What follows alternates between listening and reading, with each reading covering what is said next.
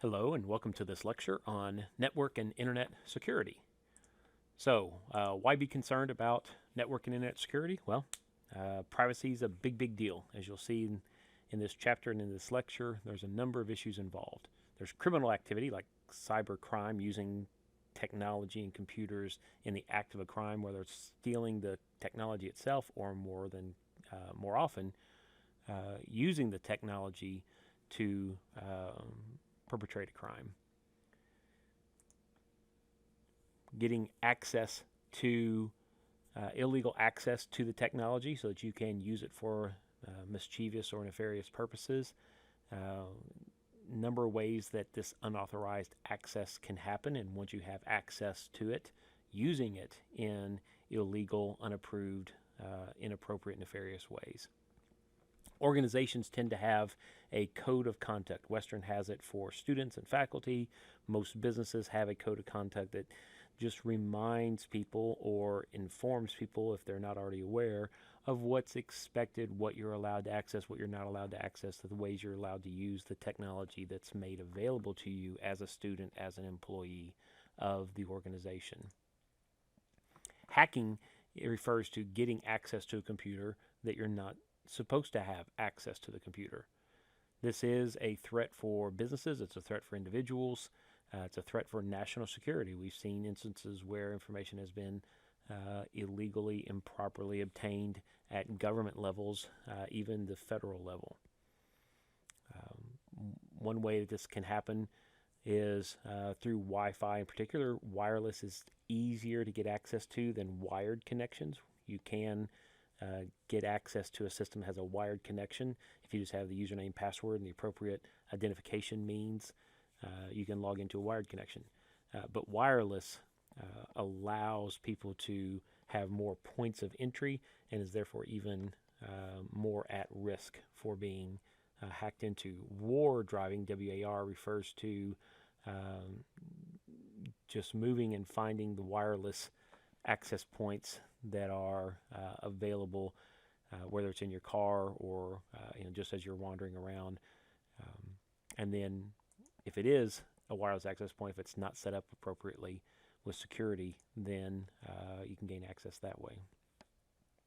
Interception of communication. So it might be that you're not actually getting access to a terminal, to a machine on the wireless device, but from A to B, the data goes through a series of packets, and the packets are routed from source to destination. The individual routers that are sending the data along, those routers can be compromised, and the packets of information can be inspected. A packet sniffer is the term that's used for software that allows you to look at the data, going through the packets of data going through that particular node. That particular router as it's on its path from source to destination. And if sensitive data is sent in an unencrypted, unprotected way, then that sensitive data can be gained by third-party individuals. So how do we identify ourselves? There are a couple of options on how we want to make sure that the intended user is the person who's using the system. This involves either possessed knowledge, possessed object, or biometric. And we're going to talk about all three of these here for just a minute. Possessed knowledge, possessed object, or biometric. Possessed knowledge is talking about something you know. For example, a password, a username password, or the PIN code on your ATM card. That's something you know, and it can be forgotten. And if it's forgotten, it has to be reset. But it's nice. It's easy. It's what we're used to on username passwords. But it's also something that other people can get if they have that knowledge, if they see you type it in, or if they guess your password, if they hack your password using a hacking software, then they can have access to your possessed knowledge. Our book talks about some strategies for making passwords that are more difficult to guess and more difficult to crack using software. And the most important of those probably is to have long passwords. All things being equal, long passwords is your best protection. It's better if you don't have long passwords that are themselves a word directly from a dictionary, but if you put 3 words from a dictionary in sequence for a long password, that would actually be a pretty safe password. Even more so if you add some non-alpha characters there. If you add uppercase and lowercase, you add a number to that, 0 through 9, if you add a symbol to that, then you're really getting into some good safe passwords. So possessed knowledge has to do primarily with username, passwords, or PIN codes. Possessed objects are an item that you have to physically have. Now, this might be your email account, that only you hopefully have access to your email account. It might be your smartphone, that only you hopefully have access to your smartphone. It might be an ID badge that is given to you by an employee that has some built-in technology for allowing that to be read, magnetic strips or RFID. And the idea here is the person with that item or access to that item is the person that gets authentication. And again, on the downside, somebody can get access to your phone, somebody can get access to your security badge, and it can be compromised as well. Biometric is the third of these three types of authorization techniques. The idea here is your biology is your identity, your person. So your thumbprint, your voice print, your retinal scan, something that's about you as a person. Technology is getting better and better. Some of our phones have fingerprint scanners. Some of you may have fingerprint scanners for logging into your computers instead of typing a username, password. And this technology is only going to advance moving forward.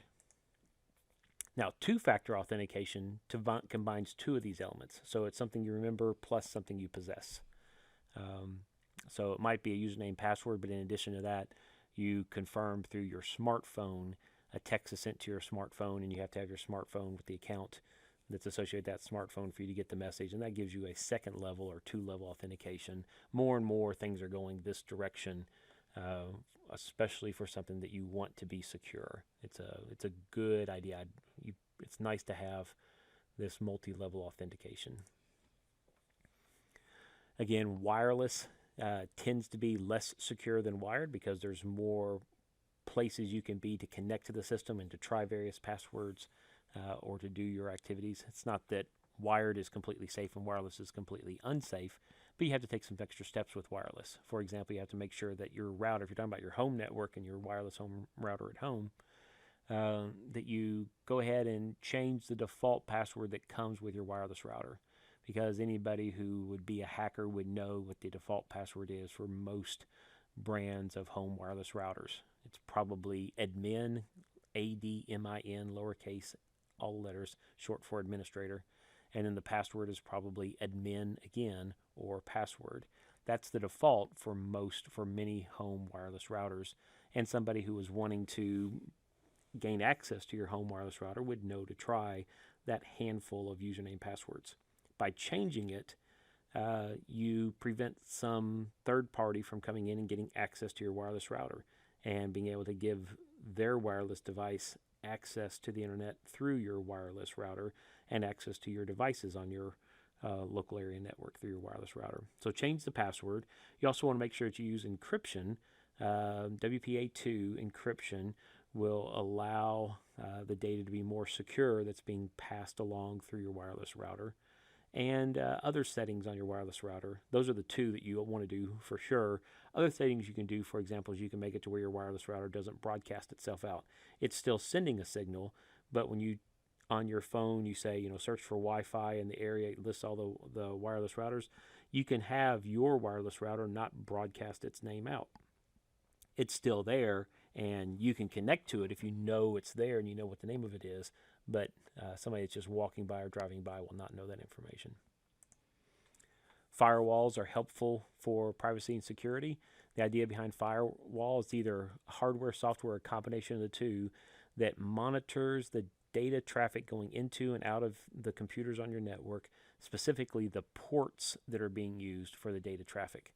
So just like there are mailboxes for all the houses up and down your street, your computer has a series of mailboxes or ports that all the data comes to and from. So the World Wide Web has a specific port that it uses, port 80. When you're sending and receiving web pages, that communication goes through a specific port on your computer.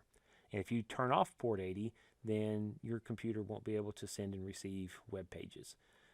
File transfer, FTP has one, and a number. There's thousands upon thousands of these ports that are available, And typically, by default, they're all open, and each program can make use of a specific port to send and receive information. So it's not just going to your computer, it's going to a specific port, and that helps with avoiding conflict.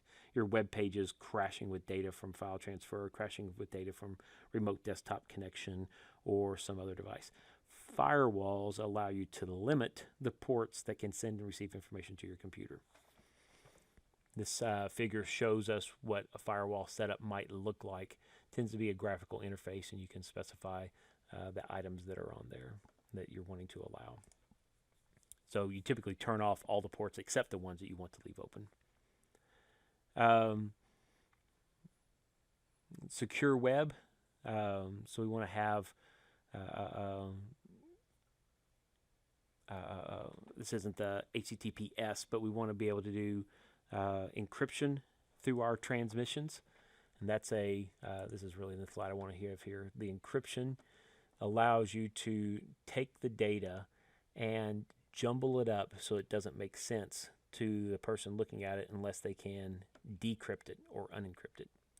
And there's a couple ways for doing your encryption. You can do a single key or a private key encryption where the same password that encrypts it decrypts. This is probably how if you have a password on a Word document or a spreadsheet, or if you're saving encrypting files on your hard drive, you're probably using the same password to encrypt it that you use to decrypt it. And that's fine when there's just one user involved. When you get two users involved, the idea of a single password encryption is a little more dodgy. You don't want to have two people that both know that. You don't want them to give up their password and compromise your files. So when we have two-party encryption, we use two keys, and this is called a public key encryption, where you keep one key private that you don't share with anybody else, but you take the other key and you make it publicly available. And if somebody wants to send you a message, they use your public key to encode the message, and only your private key can then decode the message. These keys, we know you've got the appropriate key if you're trying to purchase something from Amazon, for example. Amazon would make a public and private key for their site. They would keep the private key private just there on Amazon property and Amazon machines. The public key would be made available through the web. You know you have the actual correct public key for Amazon because of a certificate authority would be a third-party verifier of that public key, so you know you're sending it to the right organization. And the way that works is, again, so if I'm sending data, in this example, we're using information going to Joe, sending email to Joe. We get Joe's public key and encrypt the data, and then we send it to him, and only Joe, who's the only person who has the private key, can decrypt that. So it's a really simple and effective way of doing what's called public key encryption. And there are levels of complexity to the public and private keys that you create based on how many bits are used in the math of the public and private encryption.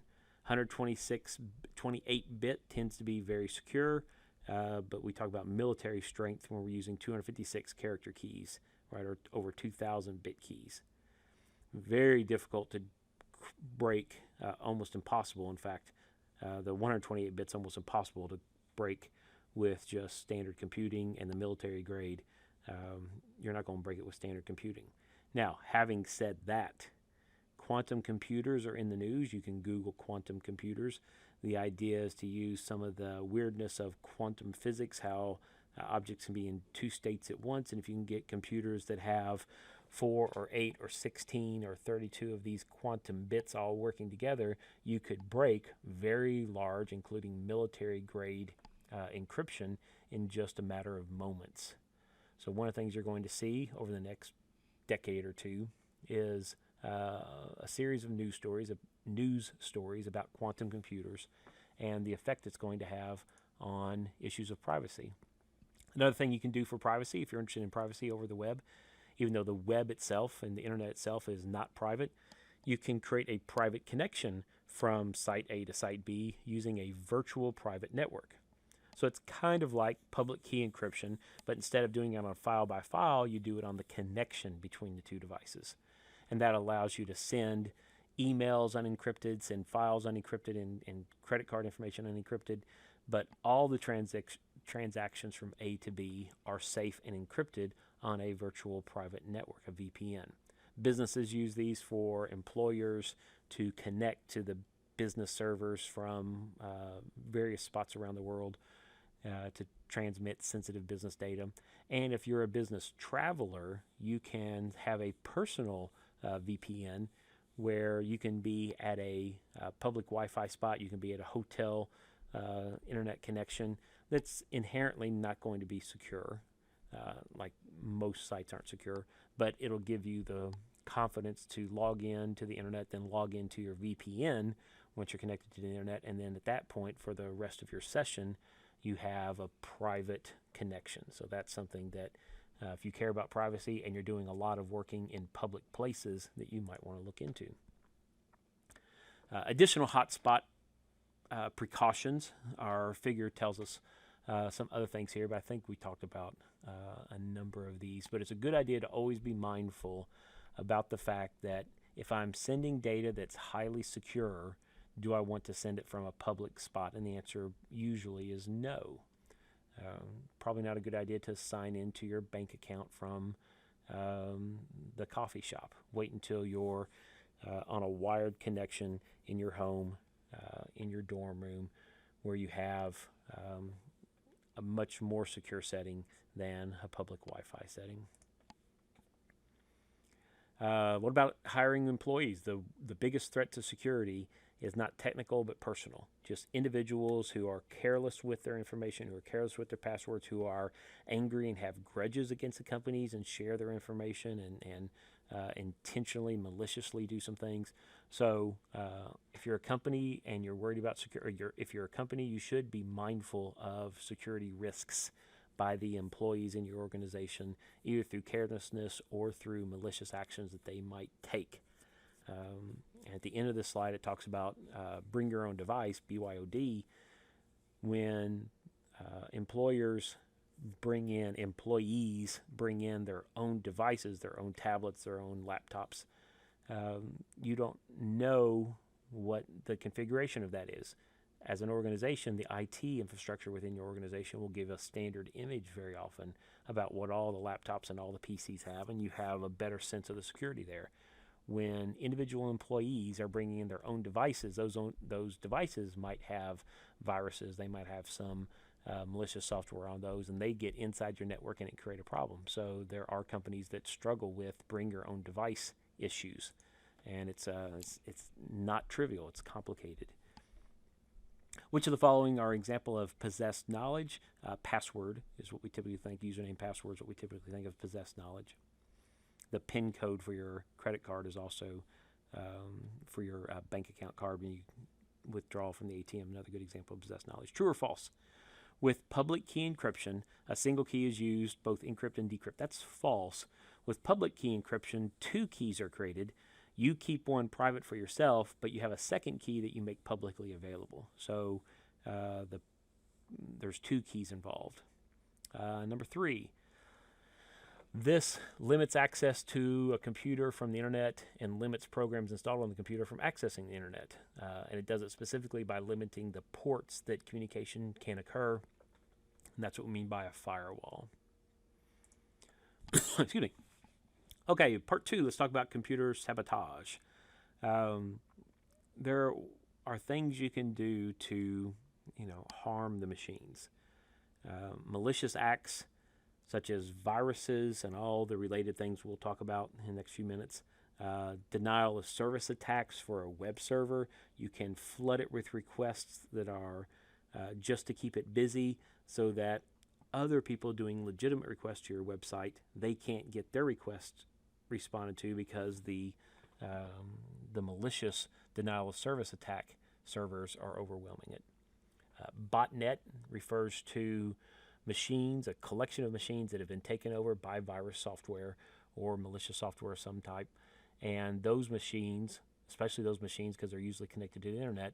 Those machines can then be used to send off thousands and thousands of emails in the background. You don't even know that your machine, and your machine, when it's part of the botnet, your machine is often called the zombie machine, where it's got a life of its own.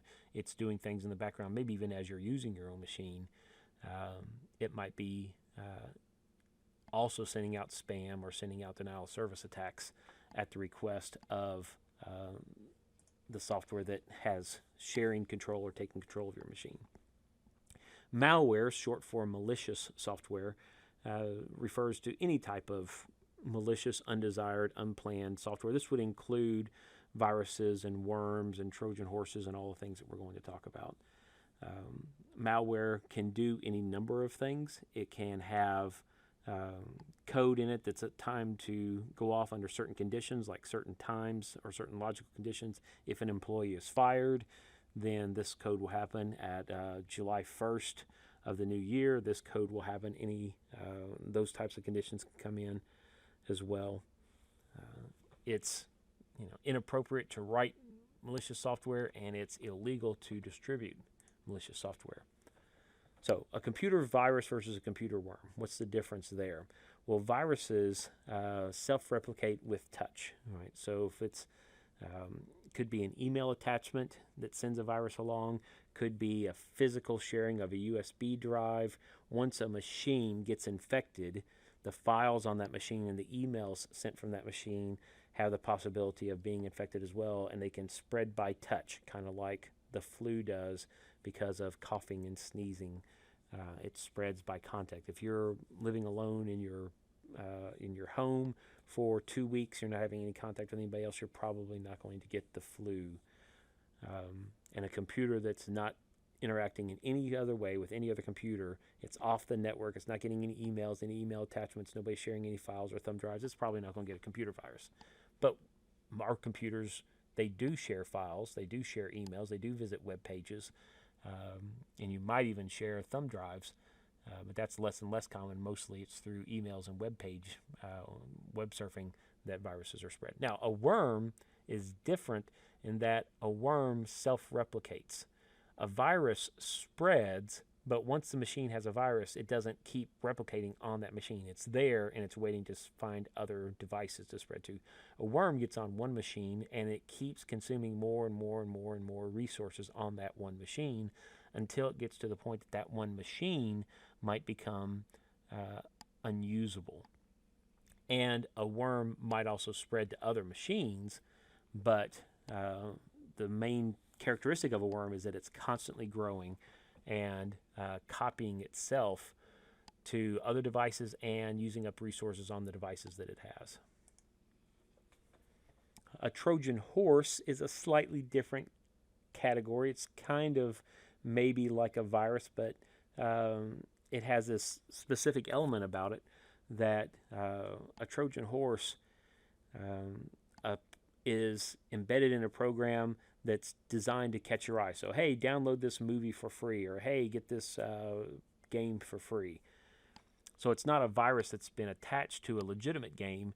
It's a program designed to catch your attention, but really running the program is going to also run the intended purpose of it, which is to take control of your machine, whether it's to say, hey, you've got a virus, you need to pay us money to get the antivirus installed, or even worse, ransomware, where they lock up your computer and demand money, or they will not unlock your computer for you. The best thing to do about ransomware is to have all your important files backed up. So if you get in a situation where somebody's demanding $500 or they're never going to unlock your computer back, that you've had a recent enough backup of your material to a device outside of your computer, right, to cloud storage, or to the easiest way at this point is to do cloud storage.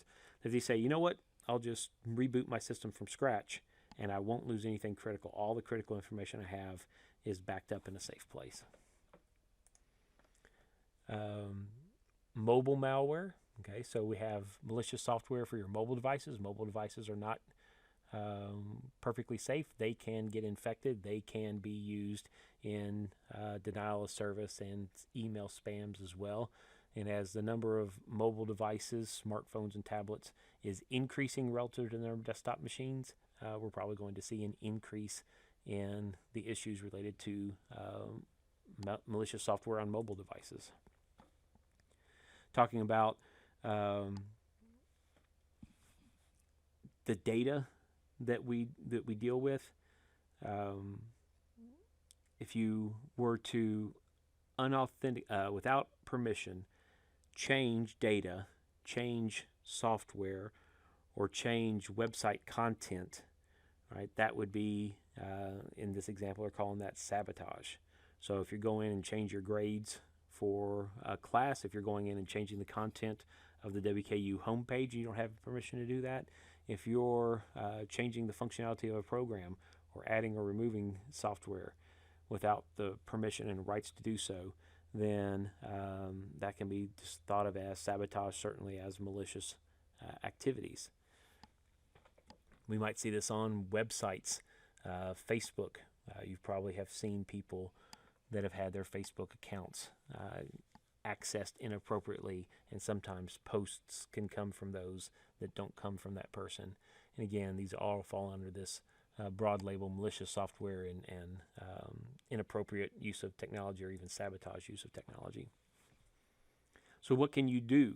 Well, there's a few things that you want to be mindful of, right? You want to make sure that you have the programs on your computer that have appropriate antivirus elements to it, have the firewall installed.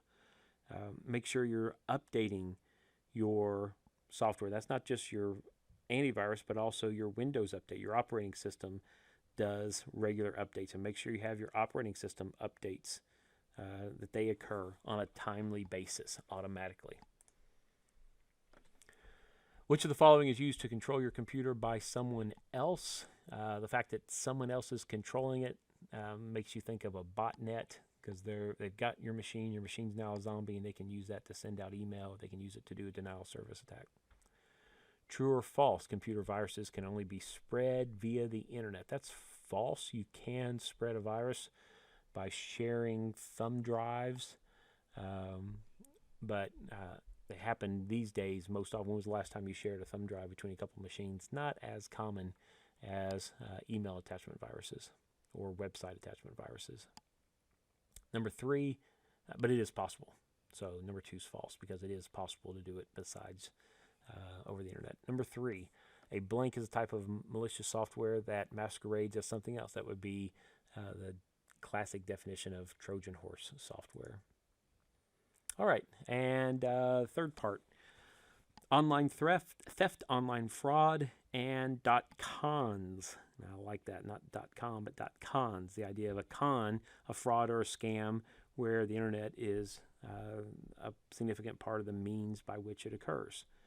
Over almost 1,000 a day complaints are sent to internet crime complaint centers regarding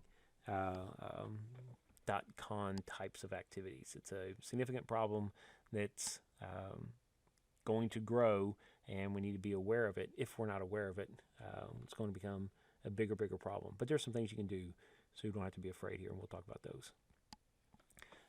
Data theft and information theft and identity theft, these are things that we'll be looking at in this third section. Data theft is stealing data, whether they steal your laptop or your desktop or your tablet, or they just steal the data that's on your laptop, desktop, or tablet without necessarily physically having to get the device itself. Identity theft, this is where they're claiming to be you. They're making purchases using your identity. They're making loans based on your identity, and it can be a real hassle if this happens for you to get that cleared out.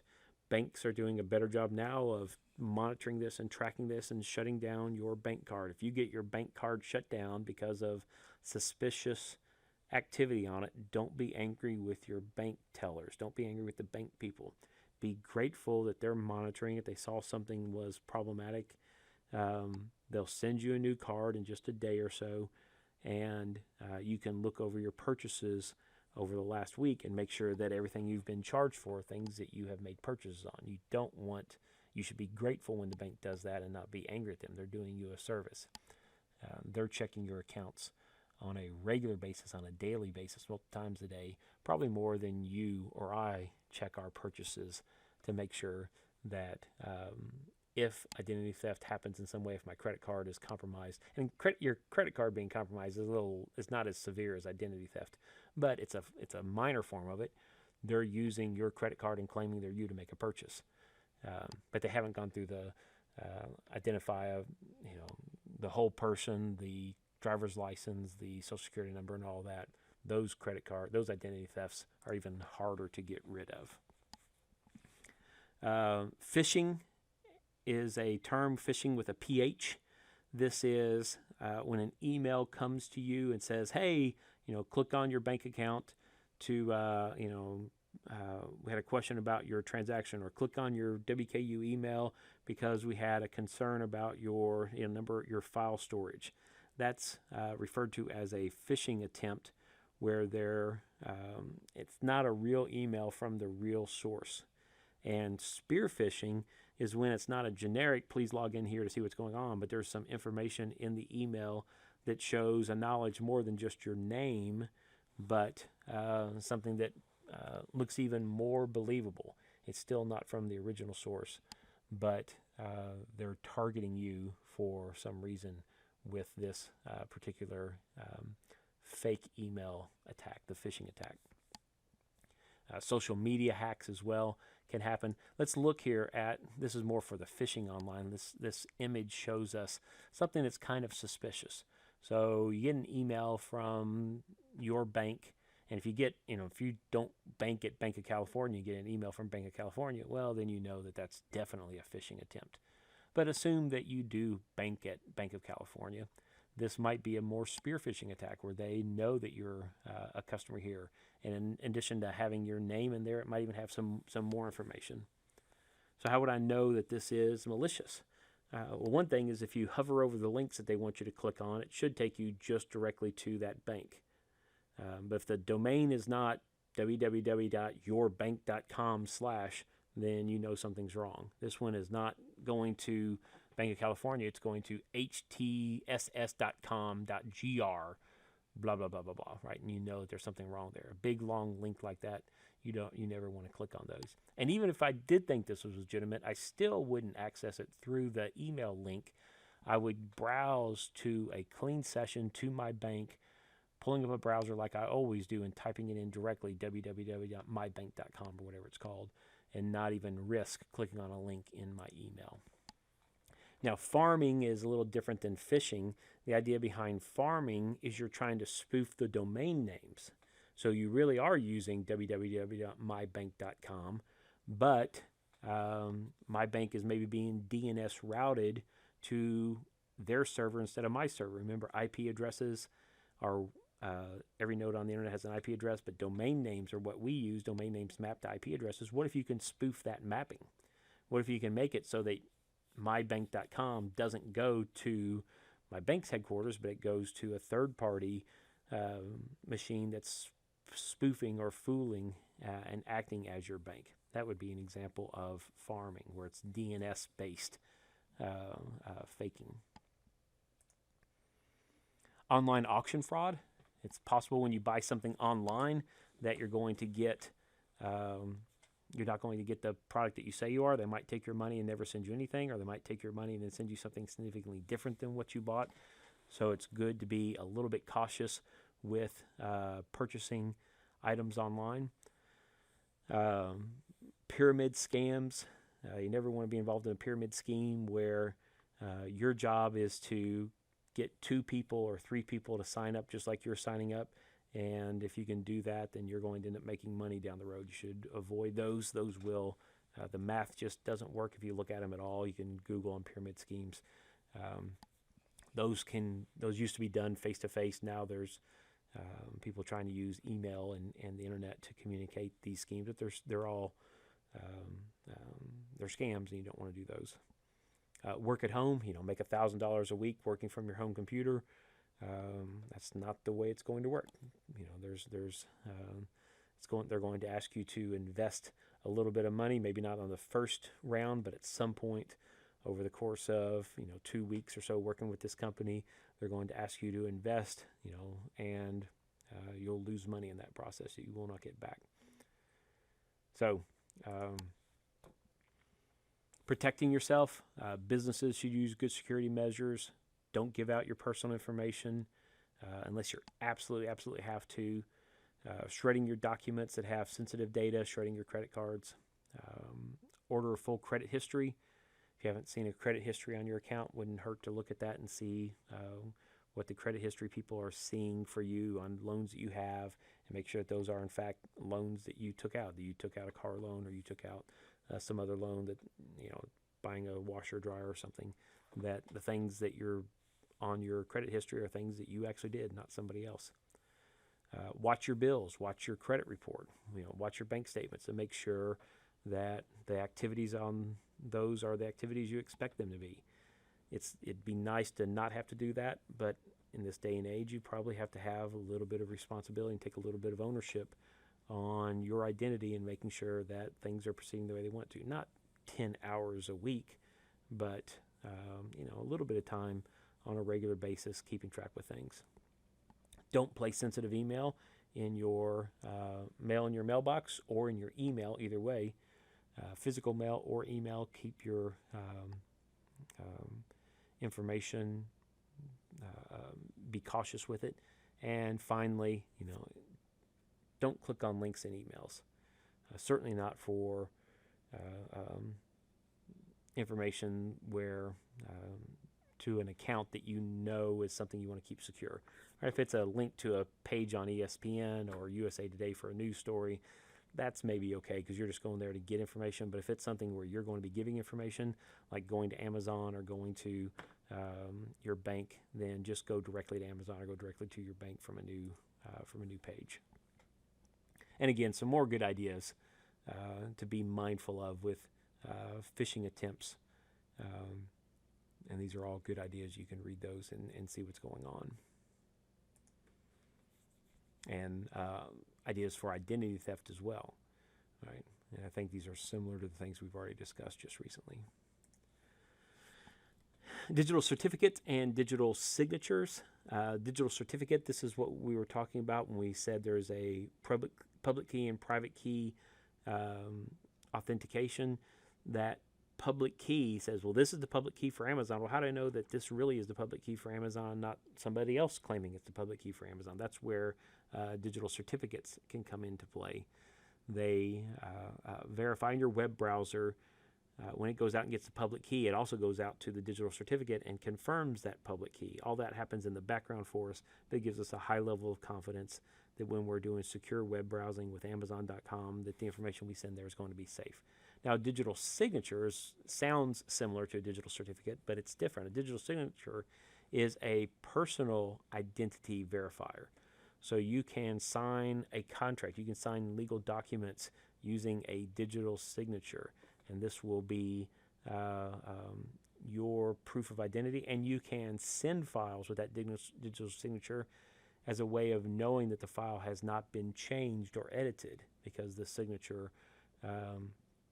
will have to be changed digitally for that to occur. Protecting yourself, so use common sense, and I know that that's always a good idea. What do we mean by common sense here?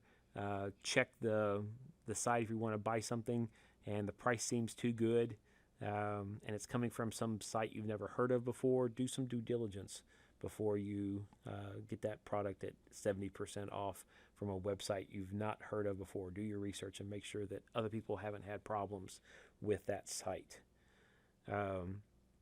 Check for feedback from people who have used it before on the seller's feedback as well. Use credit cards that give a history and a tracking of the information. That's a good idea. And for larger ticket purchase items, you can actually have an escrow service that will hold the money for you until such a time as the transaction is verified. And then after you know you've actually received your money, that third-party escrow will then give the money you sent to the first party. So the first party, the seller, knows the money's there for them once they send you the product, and you, this buyer, you've given your money away, but you haven't directly given it to a party. The escrows holds it until such a time as both parties confirm the transaction is happening the way it's supposed to. So it's a nice, safe thing there. If the money's in escrow and I don't ever receive the $500 product that I'm buying, then I'll let the escrow people know and they'll give me the money back. So it works out well that way. Some personal issues here. Cyberbullying is inappropriate. It's inappropriate to say things that are disrespectful of other people. And just because it's online doesn't make it any more right. It's just as wrong to be rude and inappropriate and disrespectful online as it is in person. Now, some people are rude in person. That's wrong too. Just because you're rude in person doesn't give you the right to be rude online. Always be respectful of other people. Always be respectful of their opinions and their experiences. The world is a better place. We don't need any cyberbullying. Don't encourage cyberbullying. Shame it down, shut it down. Doesn't need to happen. Cyber stalking, right? The idea that you can get a lot of information about a person because of what we freely place online. That's, of course, wrong, but it's also a reminder that when you freely volunteer information about yourself, about your work schedule, about your phone number, about your address, then you're making it easy for people to gather that information and know more about you than they should. So be mindful about how much you're freely posting on the internet. Have a little bit of, use instant messages to share your home address with somebody if friends are coming over, rather than just posting it on Facebook for everybody to see. Online pornography, especially a problem with minors. Sexting has been an issue. I don't know if that's on the next slide. I don't think it is.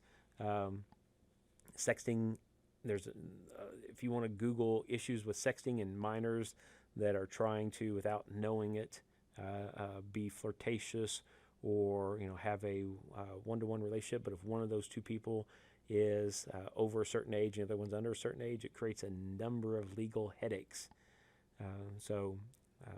As adults to other consenting adults, there's a lot of freedom there, but anytime minors are involved, you need to be very careful of what you're doing and remind minors to be careful as well what they're doing. Adults and children have to be mindful. If you're a parent of a child, if you're a teacher or an older person dealing with younger people, be mindful of the information you're posting about them, names and faces and ages. The internet is great. Social media is great for sharing everything about ourselves, but there's a level of discretion that needs to be involved with what you share about yourself, and there's an even higher level of discretion that needs to be involved with what you share about minors and encouraging minors about what they should share on social media. There's a number of laws that are out there about privacy and security, and more laws. The interpretation of these laws, the implication of these laws, it's all changing very rapidly, certainly relative to 100 years ago, and laws about farming rights and industrial age workers and jobs. Those industries did not change nearly as fast as we're seeing digital technology changing, and lawyers are keeping themselves very, very busy trying to understand how to interpret and safely execute the law for its citizens. Quick quiz number 3, sending an email that looks like it came from someone else in order to obtain fraudulent information or to obtain information for fraudulent purposes. That's called phishing with a PH. Letter C. True or false? Cyber stalking often finds their victims online. Cyber stalkers do find their victims online. That's true. And number 3, using someone else's identity to purchase goods or services or perform other transactions is called identity theft. All right. Thank you. Have a good day.